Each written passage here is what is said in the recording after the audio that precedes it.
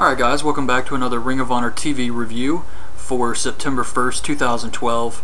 And this was another good episode tonight. Two matches in the tag team tournament. And the big news of the show was probably a possible Jay Lethal heel turn. Which could actually be really cool and came out of nowhere. Completely caught me off guard. Did not expect this at all, so I thought that was pretty cool. And of course next week's show is looking pretty good too. But the first match is the Bravados versus Jimmy Jacobs and Steve Corino. Corino says that they wanted to take the missing spot because Charlie Haas and Rhett Titus decided to team up, so there was a vacant spot. And they wanted it. However, they're not Cornette's boys, so they had to give something up. And what they gave up was, if they lose any match in the tag team tournament, they have to leave Ring of Honor. So, of course, my first thought is, they're going to win the tournament. Right? I mean, that's the obvious.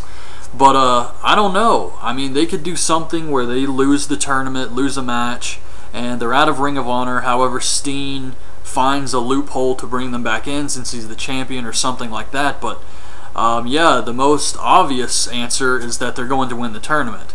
So I don't really care for that stip where they have to leave Ring of Honor if they lose. But that's what it is. This was a good match. Truth Martini comes out for commentary.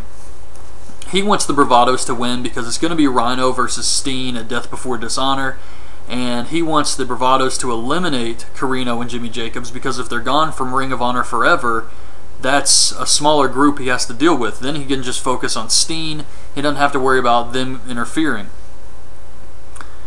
He also says that there's no dissension in the House of Truth. Elgin pounds the beers, and Roderick pounds the booze and the broads. Corino beats Lancelot with a side suplex.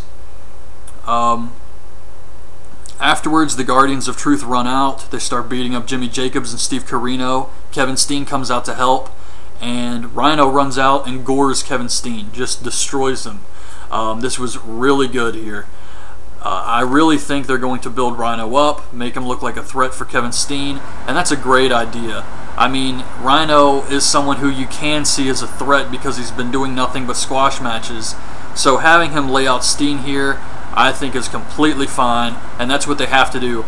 I don't think Steen's going to lose the belt to Rhino. I don't think anybody does. But at least this way they can have a really good, close match. And Steen will look like he has some real competition out there, and I think it's going to be good. Adam Cole cuts a promo on facing Elgin next week. Says he will have to kill him to take the TV title, and he will beat Elgin and go on to face Mike Mondo, who won that six-man Mayhem match to get a shot at the TV title. Rhino says he will leave Steen in a puddle of his own piss, blood, and shit. Briscoe's promo on how they will run through the blackout next week. A Jay Lethal video package. And then we get Matt Taven versus Jay Lethal. Kevin Kelly says, Matt Taven has everybody asking, did Matt just happen? Oof. That is a lame-ass cheesy line. Did Matt just happen? No good. So Jay Lethal comes out. He cuts a promo about how he asked Cornette about, how about I face Kevin Steen? I get a title shot, I'll take Kevin Steen out, and I'll get the belt back. And apparently Cornette told him he wasn't mean enough. He didn't have the killer instinct. And so he goes for the code of honor with Matt Taven and low blows him. Right in front of the ref. The ref rings the bell. And then Jay Lethal hits the lethal combination on the ref. That looks like a heel turn to me. And I think that's definitely something good for Jay Lethal because I like Jay Lethal. And he's really talented. But let's face it, he's been doing the same thing in Ring of Honor for a while now, and it's just, he's going nowhere.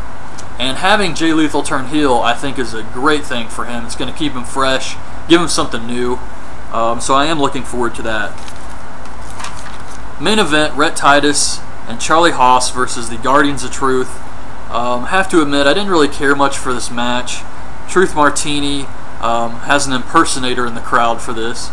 Rhett and Charlie Haas, they don't get along, but somehow they manage to pull out the win. Afterwards, Jimmy Jacobs and Steve Corino run down, and they start beating up the Guardians of Truth to try and get revenge for what happened earlier in the night. And that was it, really. The show ended. I thought it was a good show because I liked the lethal heel turn. I liked the first tag match with the Bravados. And I thought they set some stuff up, but the main event just didn't really deliver for me. I don't know how long they're going to have these Guardians of Truth wearing the mask, but it seems like they're getting no reaction out there. People just don't care because they're just two guys in masks. I mean, they could be anyone. I believe they're the Headbangers because that's what everybody has said online. That's the rumor. That seems to be who they are. So, but you know, for the majority of fans, they probably don't even know who they are, and they could care less. And even if they are the Headbangers, they could care less. So I don't know. They should really do something with the Guardians of Truth. But overall, it was a good show. And I'm looking forward to next week, the live show in Charlotte, Caged Hostility. Really looking forward to going to that, seeing it live.